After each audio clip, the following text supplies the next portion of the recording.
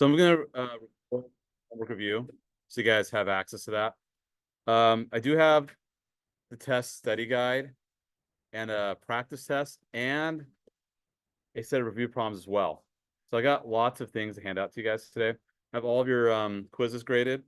And the good news, we're not gonna do homework quiz today or Wednesday. I decided to drop all the homework quizzes for the rest of the week because you have a test. You're welcome. Well, it's also for me too. No, just kidding. You guys, because I've been doing a lot of grading, but I think just there's a lot going on. And the test is the most important thing at the end of the week. So I want to make sure, we have a good week and not burdened by other stuff. So it's just fine. Go ahead, Reggie. Not a problem. So anyway, that's been removed. So don't worry about any homework quizzes this week or yeah, at all this week. So and hold on. Yeah, test is Friday. Office hours, you have opportunity to come to office hours tomorrow. And Wednesday. I'm not going to be available during X. But that's October. Wow, can't believe that. Sorry. Yeah, I'm not available during X tomorrow, but come by during office hours if you like. Wednesday is totally fine. Let me look at my calendar. I could probably stay later on Wednesday too. If maybe you guys have, if you guys want to stay at past 3:15. Yeah. So I'm available till about like 4:30ish on Wednesday. So if you do want to stay past office hours on Wednesday, I know some of you guys have sports too. I'm contemplating maybe doing a Zoom call on Thursday night. Just as you guys know, I will be in Chicago for a conference. I'm gone Thursday and Friday. So if you show up during office hours on Thursday, I won't be here. And likewise, well, the test is Friday morning. But I might try to do a Zoom call sometime in the evening. I'll let you guys know by Wednesday if I'm going to do that or not. No guarantees. So it depends how tired I am too, because I'll be flying the red eye on Wednesday night. So we shall see. But definitely office hours tomorrow, Wednesday, and I'll say past office hours as well if you guys want. And actually, even if you guys want to come by during lunch, yeah, I have nothing going on during lunch, both tomorrow and Wednesday, so that works too. So I'll put that out there if you guys want to come by and do some problems. Wednesday, all day Wednesday in class, not all day, but all a D period. We're just going to do review. So once class starts on Wednesday, we're going to start reviewing. So the pack I'm going to give you is like has a lot of stuff in there. You probably won't get to all of it. We could do part of that during class. And if you need more, I could try to get more for you as well. All right. Anyway, that's a week ahead. Now let's talk about the homework. Okay. So first one should be pretty easy. Slope is 3. Pass through point 519. So you can say 19 equals 3 times 5 plus b. What's b going to equal, guys? 4. Good. So y equals 3x plus 4. Pretty easy, right? For 78, you asked to try to find an equation for part C. Hold on a sec. We're trying to find an equation for the graph in part C of problem B57. Okay, whatever, graph's there. I think A must be 7 because y-intercept is 7. Yes, I would agree. Remember, the y-intercept is your A value. For part B, but we still know what B is. Notice that, well, I think 56 equals 7 times. Yeah, that's correct also. Because you plug in x and y, 3 and 56. If you've not done so, Ray, solve for it. Okay, well, 8 equals b cubed. B is 2, so it's doubling. And write your equation. Y equals 7 times 2 to the x power. Now, we had a question like this on the homework quiz, the last one we did last week on Friday. So you guys forgot to write the equation. So you had to solve for A, you solve for B, and then you put B equals 3, you boxed it, and left your answer like that. I had to take off a half point. I made it worth 2 points. Because remember, the question is asking for the equation for the situation here, right? So you have to say y equals something times something raised to the x power. So if you forget to write that, you do lose a half point. So just make sure you answer the question, because that's the question's asked for, not just A and B, but write the equation. Okay. Next up, 79. More of the same stuff. What's the y-intercept here, guys? There is one. 5, the y-intercept, not x-intercept, y-intercept. No worries, it's all good. So y equals 5 to the b times b to the x. 320 equals 5 times b cubed. 64 equals b cubed. B would be 4. So we get that. That's pretty easy. And of course, write the answer. I mean, they'll just say what B is. Easy peasy, right? For 85, more of the same stuff again. Yeah, I mean, it's just all the same stuff, right? Y equals 2 times B to the X. I'm just going to do this in my head, but I think B is 4. Just plug in the numbers. You should get 4 for B. And for part B, that's kind of crazy. Y equals 4 times B to the X. 1 equals 4 times B squared. B should be 1/2 if you solve that correctly. So equation Y equals 4, 1/2 raised to the X power. So seemed like this was almost like drill and kill in some ways, even though they presented the questions a little differently. Like part A and part B are presented a little differently, but they're really the same thing. So yeah, this page was pretty much drill and kill. Writing exponential functions. You have your initial value. You have another point. Plug that other point in for X and Y. Solve for B. We're good. All's good? Okay. All right. Okay. Next up is going to be a bunch of cube roots. So questions so far, we're okay? We're good? All right. And I do plan on actually writing out the answer key for this, so I'll have this posted. Hopefully, because I don't have an E period and I don't have anything going on for the better part of the afternoon, so I'll take care of that for you guys. All right, 87. Straight up, just do the cube roots. -4, 2, -2, and 10. So that's a 4th root for D. Ellis, go ahead. For which one, sorry? Actually, so I'm glad you brought that up. If we had this, it was an equation, right? Then totally, there's 2 answers, right? 10 and -10, because 10 to the 4 power is what, 10,000, and -10 to the 4 power is also 10,000. However, for what question D is asking us to do, which is evaluate, not solve. So this is solving. And I'll explain the difference in a moment. But when you're asked to evaluate, you only give the positive answer. And here's the reason why. You only want one output. And that's because you want this function, or sorry, this equation, the 4th root of X, to be a function. So you have to guarantee just one answer. So graphically speaking, which we've not done yet, we will do eventually. The graph would look kind of like this. If you're going to give 2 answers, then it would actually look like this. It would fail to be a function. It would fail the vertical line test. So when you evaluate, in order to guarantee that it is a function and it passes the vertical line test, you only give one output. As an equation, you give 2. The reason why you give 2 is because if you're to graph x to the 4 power and y equals 10,000, there are 2 points of intersection. And in that case, we have to give 2 answers.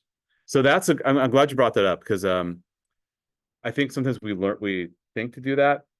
If you had a middle school math teacher say you should put plus or minus for that situation, I hate to say that they are incorrect, because that's not right. It has to be one output when there's just an evaluate situation. So just so you know, if you put both, I wouldn't fault. I'd give you the full points, but just so you know, just one answer.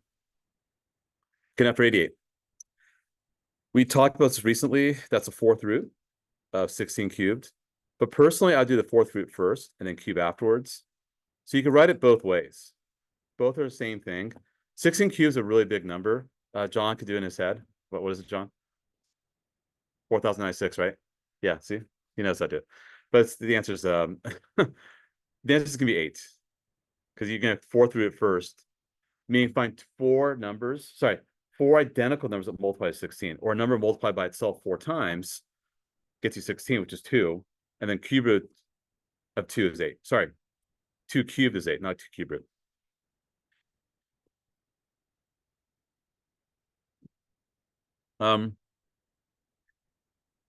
Continue the pattern. Well, that's easy. That's just 1 over 2 negative 5th power. And so what is the value of that? Well, it's the same thing saying 2 to the n power, because you wind up flipping it anyway. And how you can write that a negative exponent, just like that. So that's really asking for a value, because that's just still a variable. Because that's an n, right? Eyes are not really that great these days. So yeah, because you're flipping it. Because remember, 2 to -1 is 1/2, And that's the same thing as saying 1 divided by 1/2. Or 1 over 1 times 2 over 1, which of course is 2.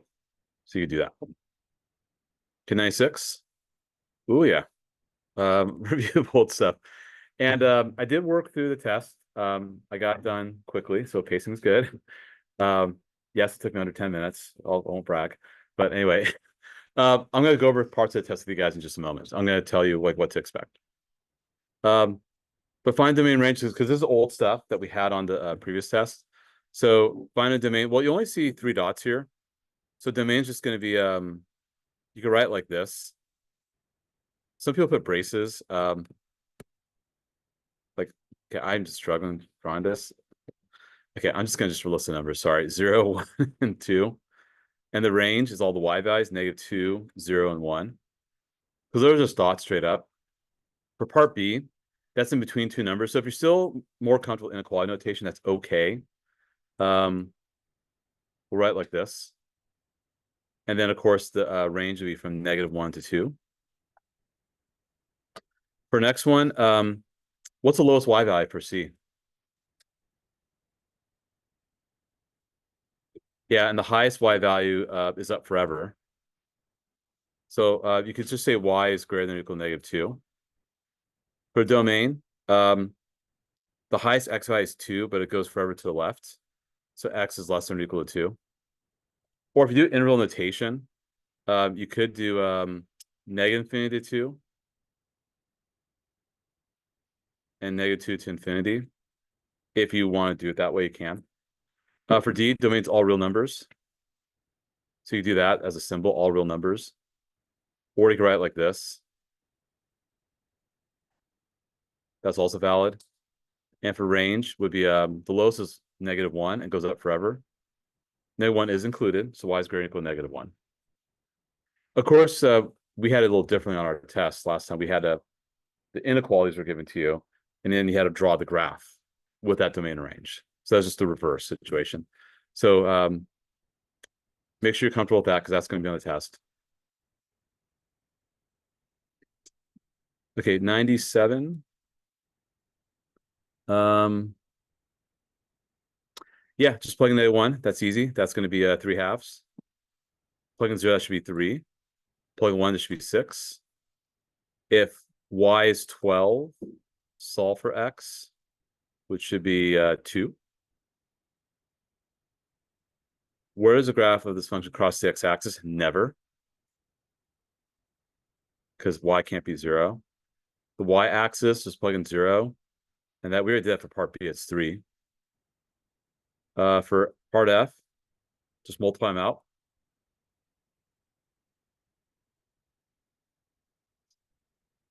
Just that. And 3's cancel.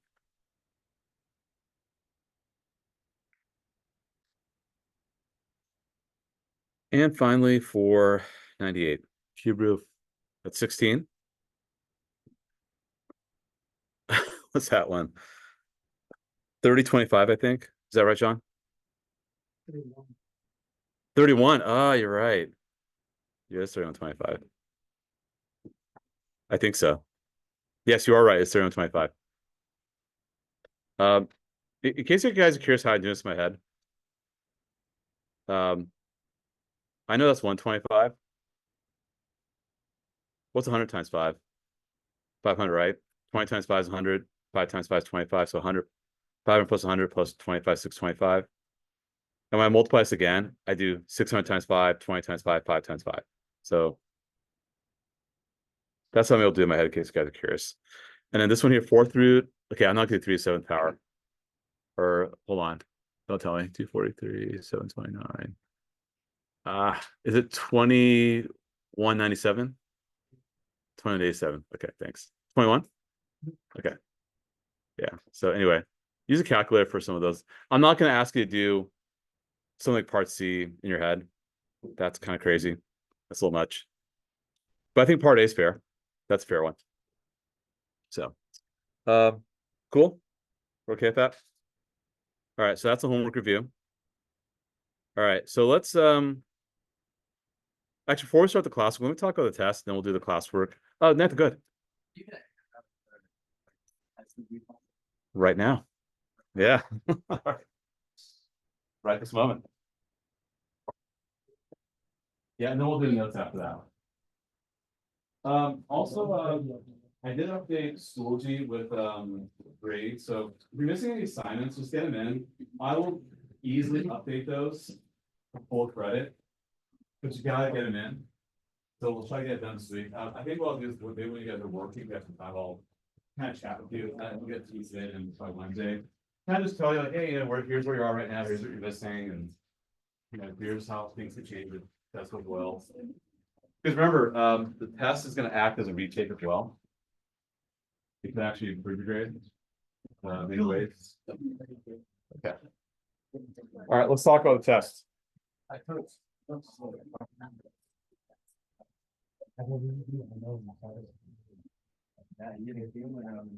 right, give me 1 second here.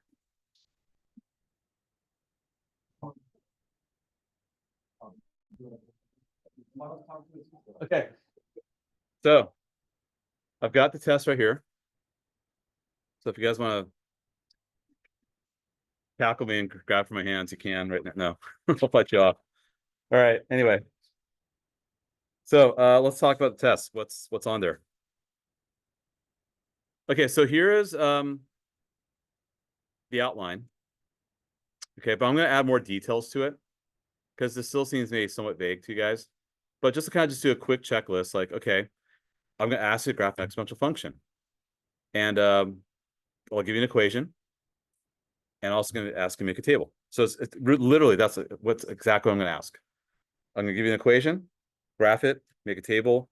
And I'll say, give me domain range, give me the equation of the asymptotes. So I'm totally going to ask that question. And this will be non-calculator. So some parts will be calculator, some parts won't be. I'm going to go over all the finer details in just a moment. But just this is a non-calc question. So I am going to ask that. Okay. I'm also going to ask you to write an exponential function from a table or graph. I'm going to do both.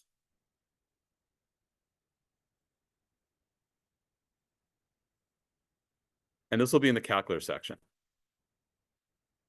Okay. This will be in the calculator section. So you could, what it means is that once you get your equation, you can punch the equation in your graphic calculator and see if it matches what's on the test. So this gives you that confirmation, right? Like, okay, I have this graph that Mr. E gave me in the calculator portion of the test. Here are all the points. Okay, let me find the equation for it, and then graph in your calculator. Okay, yeah, I did it correctly. So, and I'll also give you a table as well. So it'll be a separate problem. I'll give you a table, and you got to write the exponential equation from the table. Yes, write an exponential function from a situation, apply it to word problems. Yeah, there's going to be one situation. Yeah, I'm looking at it right now where you'll have to do that. Yep. So like just basically word problem. That'll be in the calculator portion.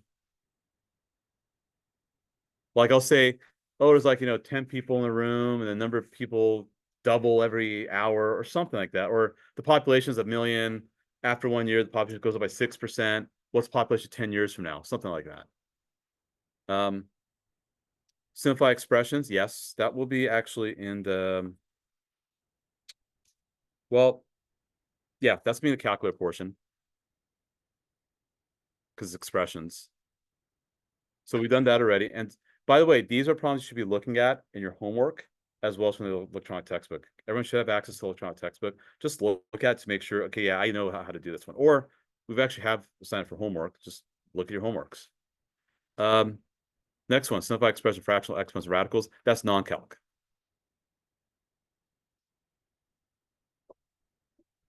So we had that recently in our homework, right? Like 16 raised to 3/4 power. So what will happen when we take the test? Actually, I gotta find your subs too. I just realized that. I'm sure someone will help me out. But I'll instruct the sub, like, here's the first part, no calculator, you turn it in and you do part 2. Half of you guys are in the AC anyway, so the AC will know to do that. So you get part 1, which is non-calc. You can use a 4-function calculator, it's totally fine. If you need a 4-function calculator, it's okay. But then you use a graphic calculator for part 2. So it'll be 2 parts for the test. And I'll go over all those details just a moment. I'll publish it as Schoology. Compare, contrast. Yeah. We've done simple interest, compounding interest. Yep. That'll be in the calculator portion. It's like a word problem. So if you do a quick count, that's basically 6, 7. No, it's actually six. It's 6 questions. That's multiple parts. Some of these might have multiple parts, but yeah, I mean that's basically this is. I'm telling you what's on a test. There's no surprise, right? I'll tell you what, number 2 is that question, and that's number 1. Yeah, number 1. That's number 2, and then these are like in the calculator portion. Yeah. Part 1 only has 2 questions, the non-calc. And yeah, that's pretty much what's happening here. Okay. Then the review portion. So this is the part that will be used to improve your test number 1 grade if you need improving for it. Okay. So trying to be as organized as possible with this. I feel this is a much better outline. Not saying about last outline was bad. I think this one's just a lot better. Okay. Yeah, you need to know how to do that. That's going to be these are the same thing.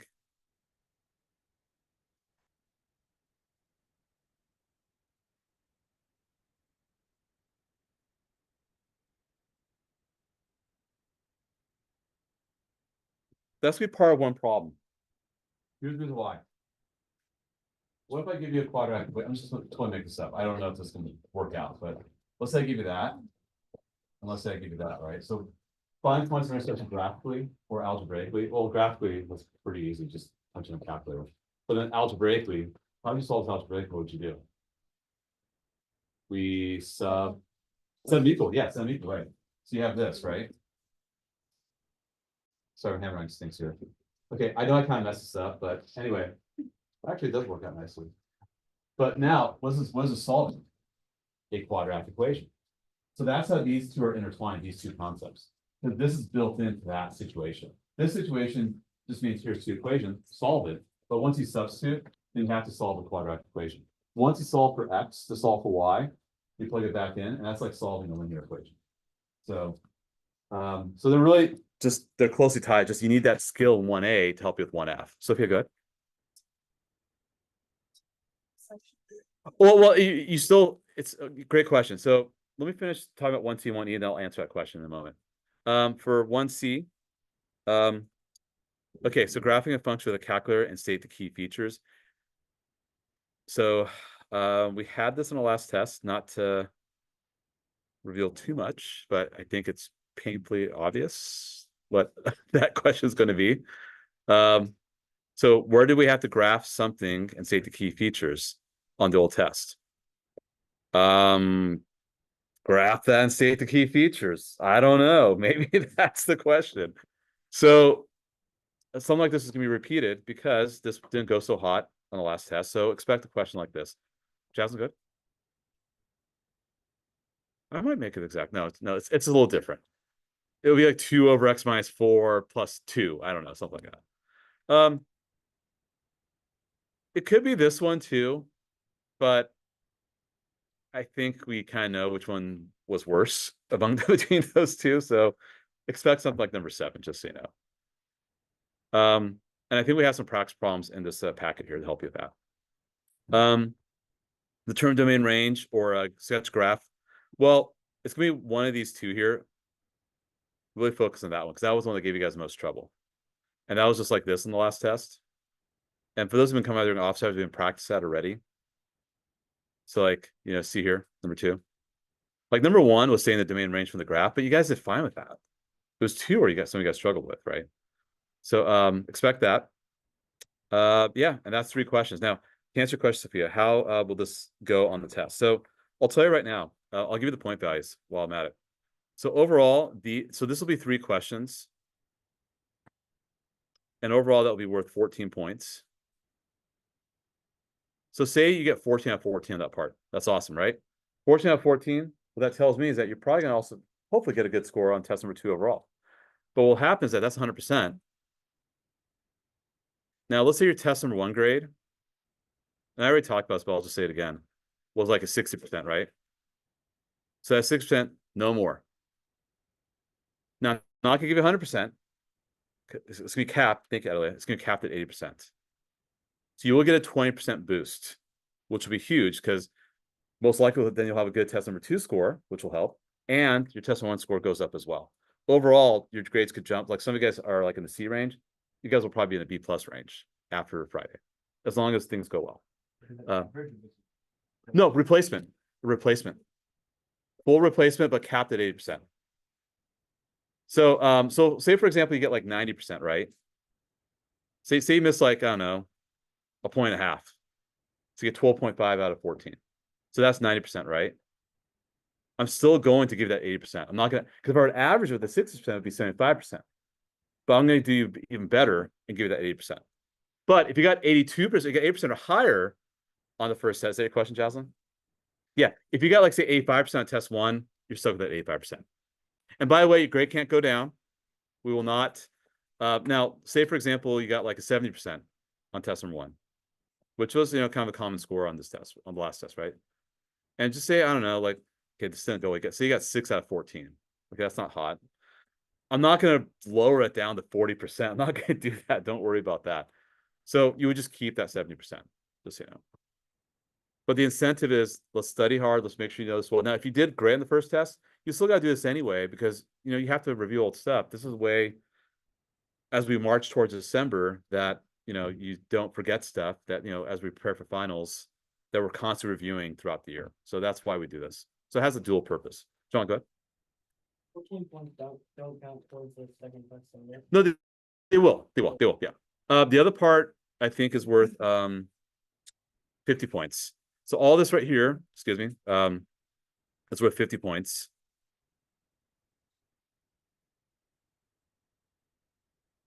And that's worth 14 points. I might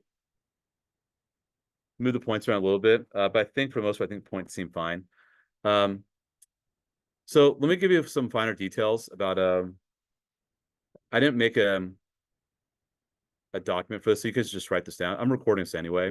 So just so you know, the finer details, there's part 1 and part 2. Actually, I kind of went over the finer details. It's more the overview, to be honest. Part 1 is non-calc.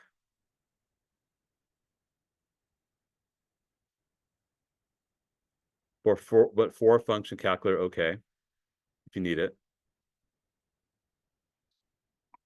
This will be calc aloud. You probably will need it for like some of the word problems, like finance. I still haven't got clarity yet on the formulas. Let me get back to you on that. I'll post to Schoology and all these details here, I'm going to put in Schoology as well, just so you know. But like that's like the finance word problems that will help for that, having a calculator. Just a couple questions here. This will be, I think, 8, 9, no, probably about 7 questions here, I think. And 3 will be review from unit 1. And 4 from unit 2. And these are all obviously unit 2 questions in part 1. Trying to think what else to say. I think that's kind of what you guys need to know. So an hour. Yeah, great question. 1 hour for standard time. So if you get extended time, you'll have your accommodation. ASC, you'll take it there. And actually, just to keep things simple, so the sub's not confused, if you have AC accommodations, take it there. If you don't have, take it here. Okay. All right. I think that's all I need to say about that. And we're going to start the lesson in just a moment. Yeah, because we need to get going with that. Just, this right here is a good practice. This is like a table, and you have to write an equation. And actually, you have to identify which one's linear and which one's not. Here's like a graph, write the equation from the graph, or the table, fill out the table. A word problem, you got to write the equation from the word problem. Graphing, exponential functions, simplifying exponents, we talked about that, and radicals. Doing this without a calculator. Finance word problems, writing the equation when given points of the exponential function, solving a system.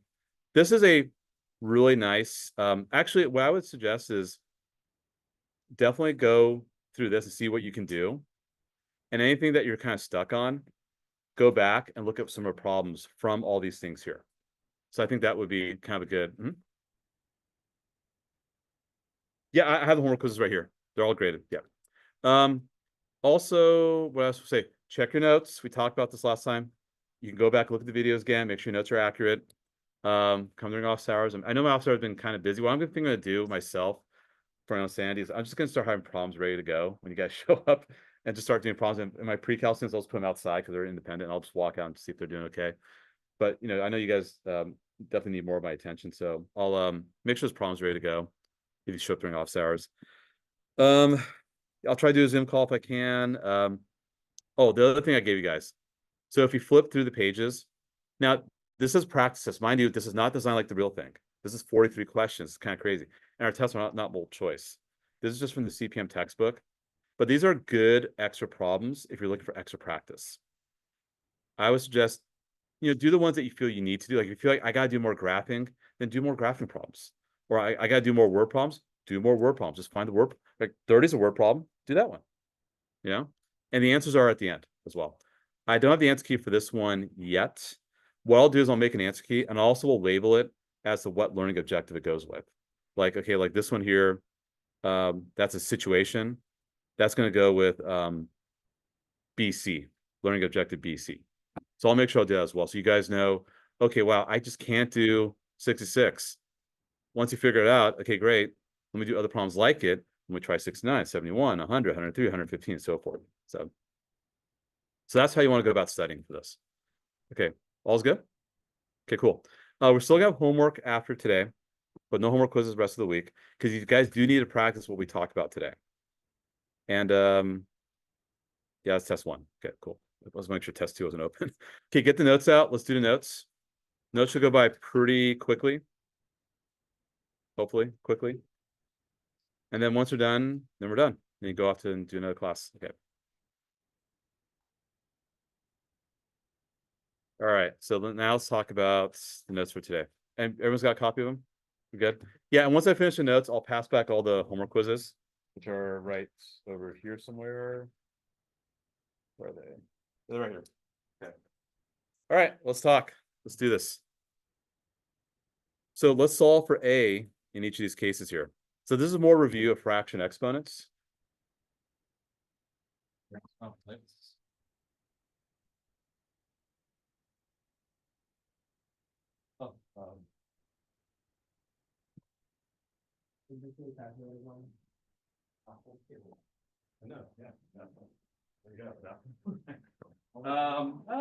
Maybe. Yeah, it can be. It can be. All right. So let's get going here. For number one, how do you combine those two exponents? What are you gonna do?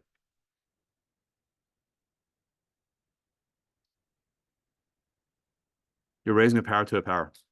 What's the shortcut, guys? We know this. Go, Charlotte. You got it. Go sit. So be brave. You got it. Yeah, you do. Do you add or multiply? Help that. I'll give you 50-50. Nope. You multiply. Remember, when you raise a power to a power, you got to multiply it.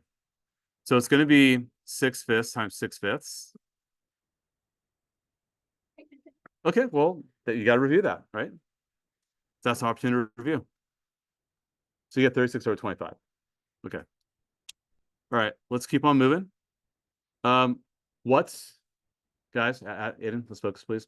What's the fraction exponent for 6 root? What exponent goes with the 6 root? How do we convert that to a fractional exponent? Good, thank you, Lincoln. 1/6. And what's my property for this one? When I have one power on top of the other, how do I combine those exponents? What's the process? What arithmetic operation will I do this time? We did multiplication before. We're going to do subtraction in this case, right? Because you have one on top of the other. Now, this is a little tricky because you have a fraction of the whole number. How can I do this? So subtraction situation. Find what? Find the least, which is what for this one? 6, good. So you should get negative 29 over 6. So hopefully that's, yeah, go ahead, yeah, go for it. It's fine. All right. So all's good there. All right, let's keep on moving. Let's take a look at number 2. What is the given expression exponent form? Make sure the exponent is in simplest form. Okay, same thing, properties of exponents. After I do 2, I'll have you guys try 3 because that's a good one to practice. And then 4 will also be good to do in your groups as well. Okay, so think about PEMDAS, right? There's actually like a parentheses inside. So we probably should handle that first. How am I going to simplify v4 times v negative 6? Before I flip, how can I combine those two exponents if they're being multiplied together? Add them. Yep. What's 4 plus negative 6? Yeah. Now you could have flipped it. There's nothing wrong with that. And you would still be okay. But in this case, now I'll flip, which would be v squared. Make it a positive exponent. Now you have the 4th root of v squared. That's a little bit weird. But because 4 doesn't go into 2. But I could rewrite like this. There's nothing wrong with that. I'm going back to fraction exponents. And what does that fraction reduce as? Good. And if I want to write it in, now that is in simplest form for the exponent. But if I did say write it in radical form, if I decide to switch it up and say, give me the final answer in radical form, what would that be in radical form? Yeah, because 2 over 4 is 1/2. What's v to 1/2 in radical form? No, radical form. What radical goes with 1/2 as an exponent? Let's go back to our notes. This is why we got to review our notes, guys. All right, let's look back at, oh, that's unit 1. Let's go to unit 2. As a radical. How? Okay, well, we just say, because we don't say second radical, we just say, like we say cube root if it's a 3, square root. Thank you, guys, a square root. So make sure you guys go back and review your notes. This is why first thing you guys should do, look your notes. And actually, I think it's going to be the B5. No, it's not the B4 notes. My apologies. Yeah, at the end. I actually would print this. If you have a bulletin board in your room or you have a magnets on your fridge, I would suggest you probably put this up and make sure you recognize that see 5 to 1/2 square root of 5. We got to recognize that, right? So very important. So that's square root of B. All right. Okay. So now let's go and try number 3 and 4 in table groups. 4 do without a calculator. Go and try 3 using properties of exponents. I'll come around and help you guys out. And I'll do 5 with you guys. Because that one's a little strange. But go ahead and try 3 and 4. All right. We'll talk about it.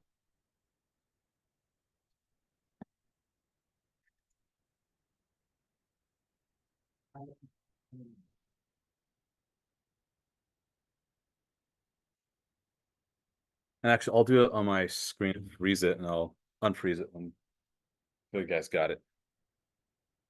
It's weird.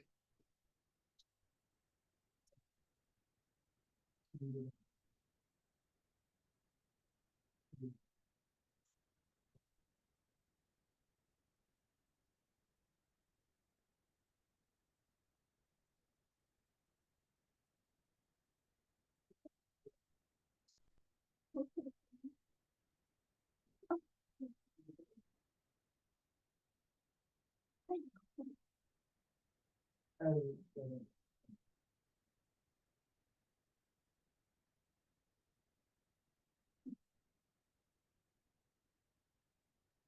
right. I'll come around, see how you guys are doing. How's yeah. Okay, so 2/5. That's the 5th root. Then squared. So we do 5th root of 32, what number multiplied 5 times? So do 32 to 2/5. 5th root. And then that thing's gonna be squared afterwards. Oh, okay, yeah. 32, not 33. Okay, good. Then use properties of exponents for the other two parts, right? You're gonna multiply negative 22 fifths with 10 to 2 fifths. Hey, that's up. Let's talk about it. So all of the properties of exponents. What was the 4 times d squared? Yeah, but like. That would be 6, right? So just add them. It's no different. Yeah, you change.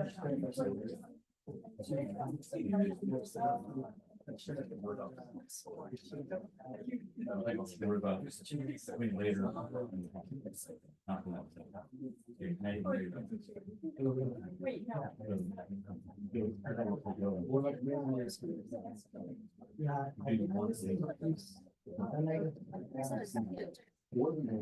Oh, you can, add negative when.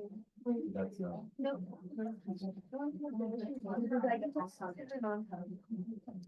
Like, this is bad.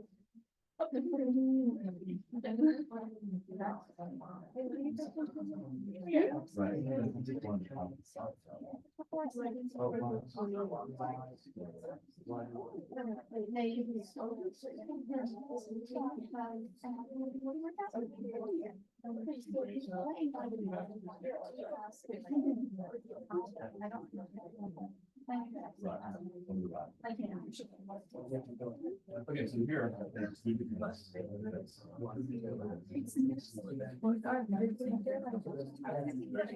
I don't know. I like the next one. Yeah, I think. Yeah. Those are good. I don't like this. I don't know. Or if it's divided.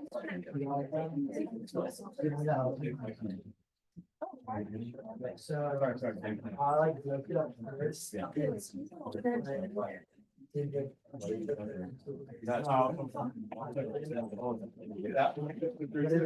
It's like, oh, like. So what's that? Actually.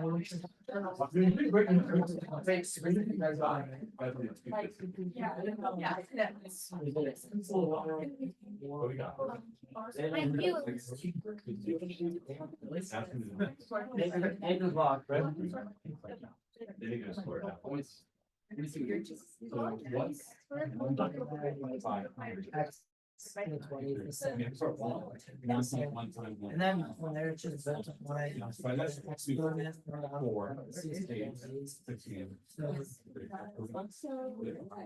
But we get to, yeah. Five and a 2 over 5. What number? I think that actually gives it more.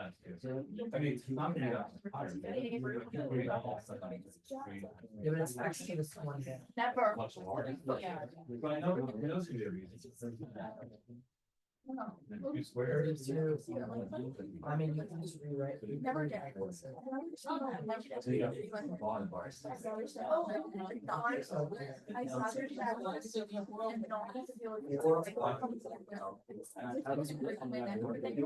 So I Wait, no. never. Oh, yeah, yeah. Two squares. Because. Yeah. They were 5. Right. So that's. That's the negative.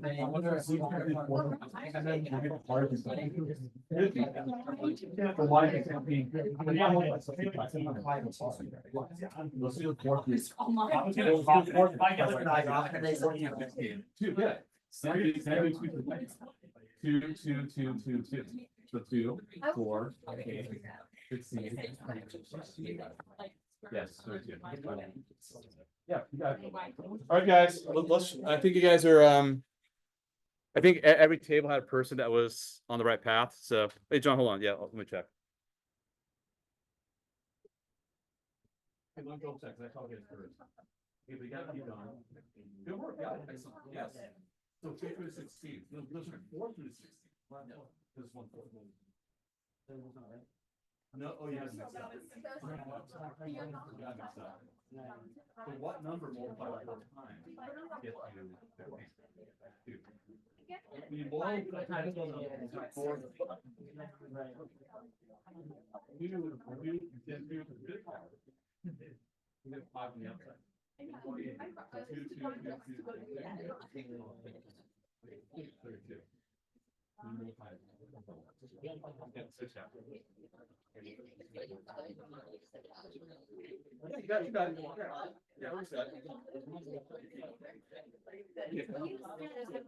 me walk guys through. Okay, guys, let's probably back. All right. To hear the answers. Let me do number 3 a little more finer detail. But before I do 3, guys, quiet for number 4.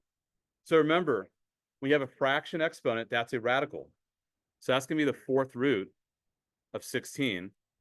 And that will be without a calculator. But if you think about it, what number you multiply it 4 times and get you 16? It's not going to be 1, because 1 times 1 times 1 times 1 is 1. But 2 times 2 times 2 times 2 is 16. So that's 2. And then you got to do 2 to the 5th power. Just use your fingers. 2, 4, 8, 16, 32. And then that's a negative exponent. It's got to go on the bottom. The 2 as a denominator of the exponent is a radical. So that's 1 over root 100. Remember, you have to put on the bottom because it's a negative exponent. And then you cube afterwards. We know what root 100 is. That's 10. And then 10 to the 3rd power is 10, 10, 10. It's 3 zeros. So you should get 1 over 1,000. So that's how, and these are, reasonable test style questions, right? Like, we're going to ask you to do something like this. I mean, I'm not going to put like 33.5 raised to the 8/7 power. It's not going to get that crazy. It's going to be something that's reasonable, right? That we can do mentally. All right, now for number 3. Now, let's back up a little bit here. What if I had just a simpler situation? What if I had this here, right? What does that mean? 2x raised to the 3rd power. What am I supposed to do? 2x. Yeah, you guys know what's up. Yeah, that's 8x cubed, right? Totally got this, right? But when it's fraction exponents, it does throw us into a loop. But it's the same principle. The principle does not change whatsoever. It's the same principle. It's because you could, if you want, distribute that exponent to both the 2 and the x. As long as they're being multiplied or divided, that's a property we can use, right? Remember, go back and look at those properties again. Great, I just closed it. Why did no, hold on. There we go. Yeah, look at those properties, right? They're all right there to help you. I would print that last page of the B5 notes and put it somewhere in your house or in your car or whatever, or take a screenshot of it and just look at it over the week. So anyway, coming back here again. Geez. All right, so and we got to speed this up because we only got 12 minutes. Okay. So anyway, so you can distribute those exponents. So that's what I'm going to do here. 32 raised to 2/5. So I'm distributing the 2/5 to here, distributing it to here, and distributing it to here. Think about it. That's x to the negative 8 power and y to the 4 power. Now, why is it that? Let me, because I'm hiding all these things here. You're doing negative 20 times 2/5. I know it's negative 40 over 5. You're doing 10 times 2/5. That's 20 over 5. So that's going to be x to negative 8 and y to the 4. I think I saw that for most of you guys. Even those who are stuck, at least got that far. This right here is a 5th root, just like for number 4. 5th root of 32, which I know is 2. And a squared, which I know is 4. And if you want no negative exponents, put the x negative 8 on the bottom. And there you go. Okay, so that's how it's done. So Jasmine, go ahead. Of course, because that's how negative exponents work. So remember, that's a property of exponents. That's why I just closed that file. But the last page of the notes last Friday or Thursday for you guys. No, I don't remember. Too long ago. No, it's Friday. It's one of those properties of negative exponents should go on the bottom. That was 5th root of 32, which is 2. And 2 squared, which is 4. All right, guys, let's keep moving because we got to wrap this up. And I do need to talk about compounding interest. A new kind of compounding interest we got to talk about. We haven't talked about yet, but we have to have that discussion. All right. Tell me what each of these are in exponent form. Now we're going the other direction, right? So what's 5th root of 5 squared? how do I write this as a fraction exponent? That's raised to what power? Good, 2/5, good. And what's this one raised to an exponent? Good, excellent. And then, how do I combine the two exponents? If there's a multiplication between both powers, yes, see, you guys getting it? Perfect, good. It's all coming back. Excellent. The only thing that's kind of crazy at this one is that you gotta combine the fractions, but the LCD is 20, 8/20ths, and 25/20ths, I think. So 33/20ths. Use a calculator. You can use a calculator for this part, don't worry. Okay, but just find the LCD, multiply top and bottom by each fraction by whatever it needs. 4 and 4, 5 and 5. Yep, that should be right. Now, this is an advantageous. So, and I kid you not, when I've taught AP calculus, even non-AP calculus, when we come back from the summer and we have to, review stuff, we review this often because this is a skill that we need to do other problems down the road in calculus. Like, so you need to make sure we're comfortable going back and forth between radical and exponent form. So we have to be very fluid with that. So that's why we're introducing it early. Things will, reinforce throughout the year. So I feel good. No, you don't. No, because think about it. What if you have like 2 squared? Okay, so so you're tempted to do that. I see that. Hold on. Yeah, you want to multiply. You want to make it 25, right? Okay, don't. Here's the reason why. So what if you have 2 cubed times 2 squared? I know it's 8 times 4 is 32, right? I know that. But if I decide to combine the powers instead, it'll be 2 to the 5th power, which of course 2 times 2 times 2 times 2 times 2.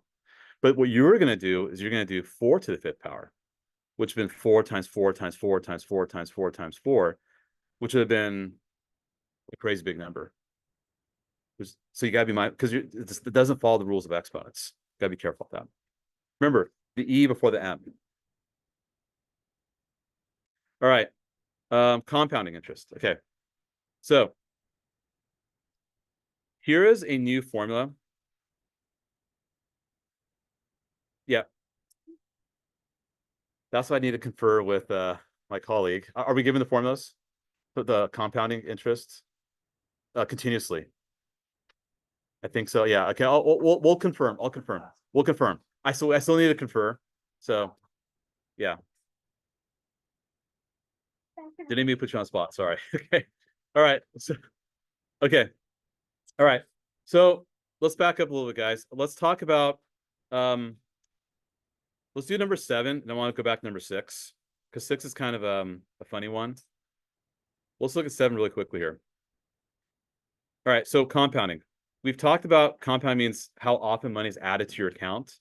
So you put your money in the bank, it's invested, and the bank decides like, hey, every month or every 3 months or every day, or every week, whatever it is, they're going to update with whatever interest, right? But the problem is that interest will get split throughout the year, depending on how often you're doing the compounding. So 7 is involving compounding monthly, which means we're using this formula right here. Now, this is really just an exponential model, right? It's like saying y equals a times b to the x, which we already know. Isn't that just like the p?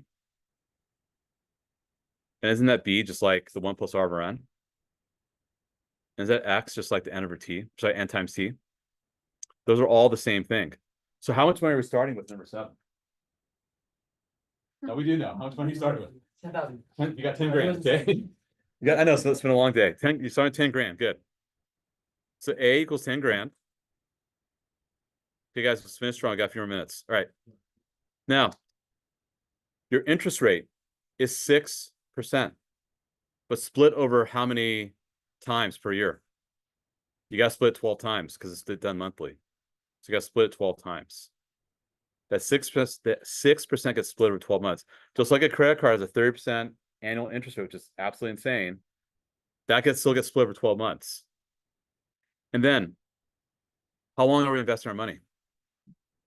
But 12 times is being compounded per year.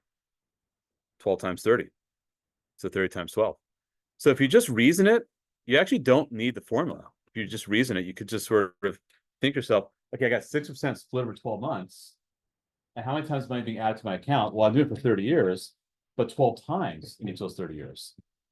So 360 times, which is 30 times 12, is how often the money is being compounded. And if I just plugs into a calculator, this is how much money I should have if I retire 30 years from now. Obviously, I need to put more money than that. That's not enough. Yeah, there's no way I'll be able to live that off that kind of money. So you always have to keep putting money in every year. That's another formula for another time, which is a really interesting formula to look at. But because you always should be putting money every year into your retirement account.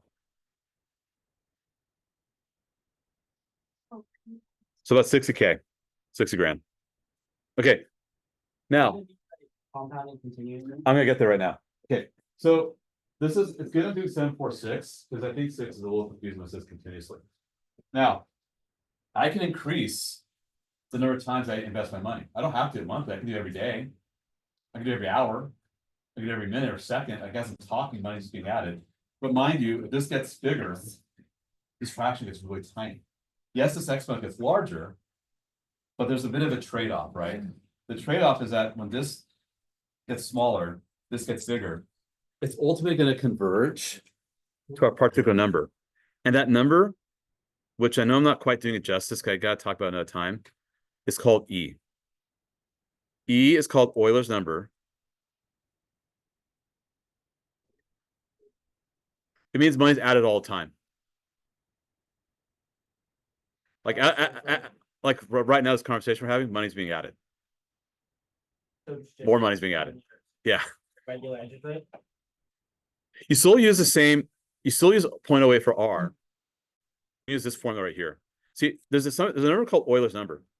And the way it works, I know I'm kind of rushing it, so I kind of feel bad I'm rushing it, but we'll have to do another discussion on Wednesday about it.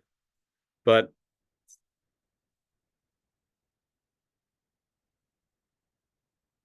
so let me just explain what's happening here, and then we'll plug in the formula. We have to wrap up after that. Okay. This is called Euler's number. So Euler, some mathematician from 200 plus years ago, 1 plus 1 over n raised to the n power is some expression you can look at. If he lets n approach a really big number, all of a sudden this number will converge to some number called Euler's number 2.718. So 2.718 is basically what all this right here eventually converges to a certain number when n gets really large. But you still have the t involved as well. So when you do compound continuously, you're going to use this formula instead. Instead of the 1 plus r over n, all that just becomes this e right here. If I plug it in, I'll get to your question in a moment. Let me just work it out. That'll be times e 0.08 raised to the 10 power. So it's still the same thing. T is still time, R is interest rate, P is still principal. It just said the money's being added all the time. E is it's 2.718, and it came from this expression here, which I know I'm totally rushing right now. So I'll have to explain it again on Wednesday. So if you took this number, this expression 1 plus 1 over n raised to the n power, and let n get really large, E becomes 2.718. It's actually in the calculator as well. If I multiply it out, 0.08 times 10, you get this much money. Yeah. Okay, we'll have to wrap it up because bell's gonna ring in 30 seconds. But for the most part, we did all the new stuff. The rest of the notes are just a bunch of review problems. So we didn't get to them. That's okay. We can do it on Wednesday. All right, homework. It's ready to post to the school G. Those problems there. You guys have the review stuff. And Wednesday we'll just do a review, okay?